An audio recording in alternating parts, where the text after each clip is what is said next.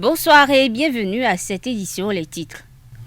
Le parti Les Démocrates est sorti de son silence 48 heures après l'arrestation de la candidate à la présidentielle Rekia Madougou. À travers un communiqué publié ce vendredi matin, le parti exige sa libération immédiate ainsi que celle des autres membres incarcérés. Le procureur spécial près la Cour de répression des infractions économiques et de terrorisme, Mario Metonou, a fait une déclaration de presse ce jeudi 4 mars 2021. C'est pour informer l'opinion publique nationale et internationale des motifs qui sous-tendent la mise aux arrêts de Rekia Madougou. Plus de précisions dans cette édition. Le mouvement PDT, poursuivre la dynamique avec talent, a officialisé son appartenance à la mouvance présidentielle hier jeudi au Codiam. Le président du mouvement a exposé les raisons de ce choix. Plus de détails dans un instant.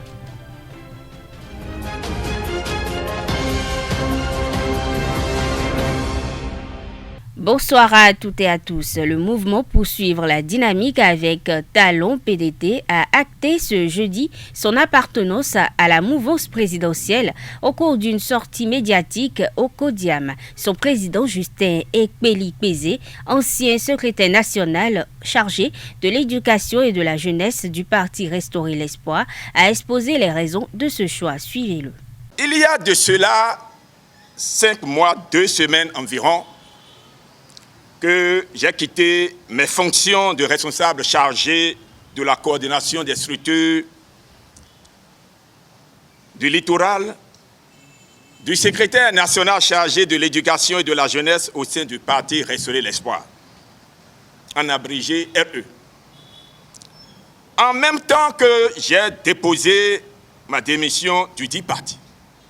Ainsi, chers amis, pendant ce laps de temps, j'ai observé, j'ai scruté, j'ai analysé, j'ai fleuré et j'ai enfin décidé de laisser mon corps et ma raison prendre le dessus sur la résistance de mon ego, mon orgueil, en me battant désormais aux côtés du président Patrice Talon. Mon choix est non seulement un choix de raison, mais également un choix de cœur. J'ai de mon âge d'adulte eu la chance de voir passer presque tous les présidents de notre pays œuvrer. Quand on a l'âge que j'ai, on ne se bat plus uniquement pour soi-même. On se bat non seulement pour soi-même, mais également et surtout pour les générations de nos enfants, c'est-à-dire la postérité. Le travail qu'abat le président Patrice Talon actuellement à la tête de notre pays a le même procédé que celui d'un médicament efficace. La plupart des médicaments efficaces sont amers. Afin de positionner notre pays au rang des nations respectées et respectables en Afrique, il va falloir procéder de multiples réformes. Et c'est le travail qu'abat le président Patrice Talon depuis bientôt 5 ans. Arrêter une telle dynamique serait ni plus ni moins qu'un acte antipatriotique. En démocratie, on arrête lorsque ça ne va plus, ça ne marche plus. On change d'équipe lorsque ça piétine, ça dandine, et ça cafouille. Mais ici, le travail pour le développement du pays se fait avec méthode, munitie, audace et abnégation. Et surtout, amour pour la patrie. Ce n'est pas un jeu. Ce n'est pas un jeu. Notre soutien, le soutien du mouvement PDT, ne saurait faire défaut au prochain combat démocratique pour la présidentielle. Nous serons à ses côtés. Nous nous battrons aux côtés du président Patrice Talon avec hargne, détermination, conviction pour l'achèvement de l'œuvre titanesque entamée. À travers un communiqué rendu public dans la matinée de ce vendredi 5 mars, le Parti Les Démocrates a réagi face à l'arrestation de leur membre recalé au scrutin présidentiel, Rekia Madougou. Le parti exige sa libération immédiate ainsi que celle des autres membres du parti actuellement incarcérés. Selon cette formation politique, les arrestations des camarades Biodraman Tidjani, Georges Saka et Rekia Madougou marquent un précédent grave et dangereux. Mieux, elles constituent une énième atteinte à la démocratie béninoise et une provocation supplémentaire inacceptable. Le parti d'Éric Rondeté se dit préoccupé face à l'accélération de la dégradation de la situation sociopolitique nationale. Il conteste toutefois de vive voix les dites arrestations et appelle ses partisans à ne guère céder à la peur. Par ailleurs, les démocrates réitèrent leur appel à la tenue de dialogue inclusif. Ceci au vu d'examiner de manière consensuelle les solutions pour l'organisation d'une élection présidentielle inclusive, transparente, crédible et apaisée, peut-on lire dans le communiqué. Au lendemain des démêlés de Rekia Madougou avec la justice, le procureur spécial de la Cour de répression des infractions économiques et de terrorisme, CRIET, s'est adressé à la presse ce matin pour faire la lumière sur les faits qui ont induit cette interpellation. Une sortie pour situer les responsabilités et donner des précisions en attendant la poursuite des enquêtes. Suivez la déclaration du procureur Mario Metonou au micro d'Abdelkader Achirou. Le 3 mars 2021, vers 19h, Madame Rekia Madougou a été interpellée par la police républicaine. L'intéressée avait été gravement mise en cause dans une procédure d'enquête ouverte le vendredi 26 février 2021 contre les nommés Ibrahim Mamatouré, colonel de l'ex-gendarmerie à la retraite, et Georges Saka. À l'étape actuelle, les faits ainsi qu'ils ressortent de la procédure d'enquête se présentent comme suit. Disqualifiée de la course à l'élection présidentielle d'avril 2021, Mme Rekia Madougou et certains membres de sa formation politique ont, selon toute vraisemblance, formé le dessein de perturber le déroulement du prochain scrutin en perpétrant des actes de terreur de grande ampleur. Ainsi, le 24 février 2021 vers 22h30, Georges Saka, qui se trouve être l'un des plus proches collaborateurs de Mme Rekia Madougou à Parakou, est entré en contact avec le colonel Ibrahim Mamatouré pour, dit-il, lui confier une mission importante et très sensible. Cette mission, prévue pour se dérouler en plusieurs étapes, devait commencer par le meurtre d'une autorité influente de la ville de Parakou sur un axe routier emprunté régulièrement par cette dernière. La mission devait ensuite se poursuivre par l'élimination d'une seconde autorité politique à l'occasion des obsèques de la première victime. Le but de ces manœuvres est de provoquer la terreur, le chaos et de parvenir ainsi à faire suspendre le processus électoral en cours. Le colonel Ibrahim Mamatouré accepte la mission. Les deux mises en cause définissent les modalités de la première opération avant de s'accorder sur son coût. La somme convenue est versée par Georges Saka au colonel Ibrahim Mamatouré dans la journée du vendredi 26 février 2021, un peu avant 11h. Juste après la remise des fonds, les deux individus sont interpellés par la police républicaine. De l'aveu du colonel Mamatouré chargé de l'exécution de la mission, il ressort que cette somme a été envoyée par Mme Rekia Madougou. C'est ce qui justifie l'interpellation de cette dernière dans la journée d'hier et dans le cadre de l'enquête en cours. Il faut rappeler que l'atteinte volontaire à la vie des personnes, à leur intégrité ou à leur liberté, ainsi que l'enlèvement ou la séquestration des personnes, lorsqu'elle a pour but de contraindre indûment les pouvoirs publics à accomplir ce qu'ils ne sont pas tenus de faire, ou s'abstenir de faire ce qu'ils sont tenus de faire est qualifié de terrorisme par les articles 161, 162 et 163 de notre code pénal. L'interpellation de Rekia Madougou a été au cœur des discussions du Café Média Plus de ce 5 mars 2021. Le communicateur maître Jacques Migan a indiqué les limites des interprétations à ces étapes du dossier. Il s'agit de s'en tenir aux déclarations des parties prenantes, des propos recueillis par Carles Kitome. Vous avez entendu dire que M. Georges Saka a été interpellé par le parquet spécial près la Criette. Mais on n'a pas fait. Il n'y a pas eu... vous n'en avez pas parlé, vous les journalistes. Monsieur Oké et Touré, je crois, a été également interpellé. Mais on interpelle Madame Madougou et puis tout le monde commence par dire pourquoi.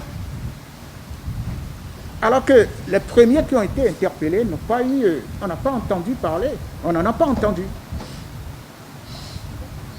Si nous devons commencer par cette actualité actuelle puisque les deux se retrouvent, actualité actuelle, on ne peut parler que par l'interpellation de Madame Rikiat Madougou. Ce que je voudrais vous dire et me dire, c'est que il faudrait que nous restions collés aux faits. Pourquoi? Vous n'avez pas accès au dossier. Moi non plus. Donc, nous ne pouvons pas dire ce que nous ne savons pas.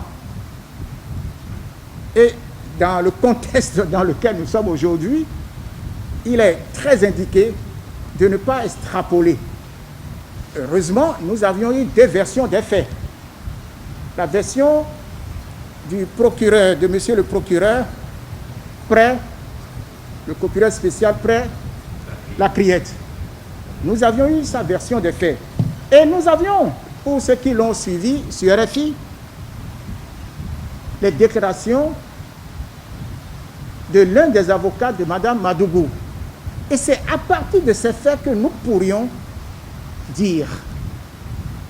On ne peut pas, en dehors de ces dires-là, faire des observations. Non, ce n'est pas possible. Puisque nous n'avions pas accès au dossier. Et le procureur, lui, mène ses enquêtes. Et à travers ces enquêtes, il nous a révélé un certain nombre de points très importants.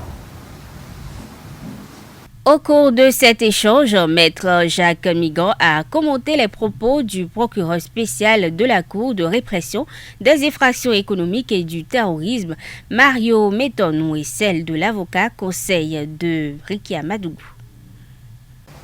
Et le premier fait, c'est la mise en cause, ou si vous préférez, on peut lui donner un certain nom. Quel est le nom? Est-ce qu'il faut parler de mise en cause? Est-ce qu'il faut parler de l'interpellation? C'est quand il dit, le 3 mars 2021, vers 19h, Mme Rikiat Madougou a été interpellée par la police républicaine. L'intéressé avait été gravement mis en cause dans une procédure d'enquête ouverte le vendredi 26 février 2001 contre les nommés Ibrahim Maman Touré, colonel de l'ex-gendarmerie à la retraite, et Georges Saka. Alors, voilà, ça ne vient pas de moi, ça ne vient pas de vous, ça vient du procureur. Il parle de l'interpellation. Pourquoi peut-on interpeller un citoyen? Et à travers ce que vous avez entendu, il a été dit qu'ils étaient un certain nombre dans la voiture au moment de l'interpellation. Mais pourquoi les autres n'ont-ils pas été interpellés? Vous vous êtes certainement posé cette question. Mais c'est tout simplement parce que dans le domaine juridique, il a été dit qu'un mandat d'amener à l'endroit d'une personne parmi les autres, il y avait M. Kérékou, il y avait M. Aïva, et on délaisse un mandat d'amener à un seul individu. à la personne de Madame Rikiat. Pourquoi? Je pars des documents, c'est tout simplement parce que elle aurait été, j'utilise le conditionnel, convoquée pour s'expliquer à la suite des déclarations de nommé Ibrahim Mama Touré, colonel à la retraite, et de M. Georges Saka. C'est-à-dire, on vous convoque dans le cadre d'une enquête pour vous entendre. Vous ne vous présentez pas. Puis, partout où on vous trouve, lorsque le mandat d'amener est délaissé,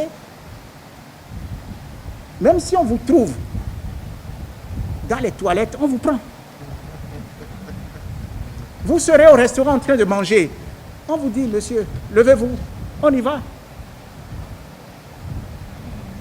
Vous serez même au lit, on vous prend. C'est ce que ça veut dire le mandat d'amener. Réunis dans la cité royale d'Alada en assemblée générale statutaire, les rois du Bénin ont procédé le vendredi 26 février dernier au renouvellement du bureau exécutif du Haut Conseil des rois. En marge de ce conclave national, les souverains légitimes dépositaires de l'autorité religieuse et traditionnelle ont abordé les questions liées à la paix et à la cohésion nationale. Il a également statué sur le cas de Clément Sosa, précédemment appelé roi d'Agoué. Dans la foulée, le président du syndicat national des médecins intellectuels traditionnels et assimilés du Bénin, Sa Majesté Gazozo, s'est prononcé sur la crise qui secoue la royauté à Agoué Adjigo. Il situe les responsabilités. Selon lui, Clément Sosa n'est pas le roi d'Agoué. Il est au micro de Jacques Maunion d'Almeida. Monsieur le journaliste, tout le monde sait déjà. Et je vous rassure, je le confirme. Sosa Clément est un usurpateur. Il n'est pas roi. Parce que quand vous allez sur Google, sur Chrome, sur les réseaux sociaux, on n'a pas vu dans l'arbre généalogique Foliaron nulle part. Historiquement, les archives, son nom n'existe pas dans les archives. Bon, il y a 10 ans, environ 10 ans, il est venu débarquer à Agoué. Agoué, une ville paisible, où la solidarité entre les filles et tout le monde vivait bien. Quand il est venu, il s'est autoproclamé roi. Les problèmes ont commencé. Et c'est cette année-là même, l'année dernière, en 2020, et janvier-février, il s'est approché de notre institution de la chefferie, Sinamitra, pour dire qu'il y a un problème avec l'Iagoué. Nous on a dit, bon, on va voir clair. De quel problème s'agit-il? Et le premier acte, ce qu'il nous a dit, il a dit qu'il est chez lui, sur le trône de ses ancêtres. Alors, à ce moment, nous, on n'avait pas encore l'histoire. Et qu'un certain Patapatakou est en train de le perturber dans la jouissance du trône. On s'est approché, j'ai appelé Patapatakou. Au téléphone, il m'a fait le programme, il n'a pas respecté plusieurs fois. Alors, lui, il se disait que comme je suis proche de Sousa, alors qu'il n'y en avait rien de ça. Donc, il m'évitait. J'ai dit non. Quand tu vois, il n'est pas venu, on a été obligé de lui envoyer une lettre ouverte. Parce que il a construit son palais où, effectivement, il y avait des documents, des preuves qui disaient entre-temps qu'il est le roi d'Agoué ou le roi de Volomé et tout ça là quoi. Donc on a dit mais il ne peut pas avoir deux rois à Agoué. Mais s'il y a un problème, il faut clarifier. Et c'est après ça qu'on lui a envoyé une lettre ouverte. Quand on a fait, il a clarifié les choses. Il a dit qu'il n'est pas roi d'Agoué. Donc notre mission est terminée. Mais tout ça s'est accroché à nous. Et il dit maintenant il pose des problèmes où nous, on ne peut pas s'aventurer dedans. Des problèmes bizarres. On a lu son livre. Il y a des conneries. Moi, je suis écrivain et communicateur.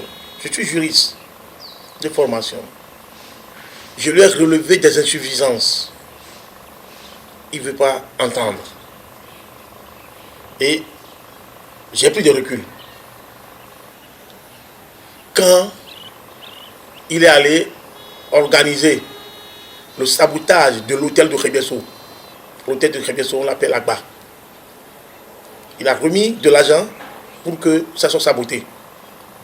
Il y a eu problème. Tout le village s'est soulevé et ils ont chassé des branchages entre les mains des Baudoussi pour scander son nom. Et ça a été sérieux. Alors, Agoué est troublé. Nous sommes à la fin de cette édition. Merci de l'avoir suivi. Agréable week-end à toutes et à tous.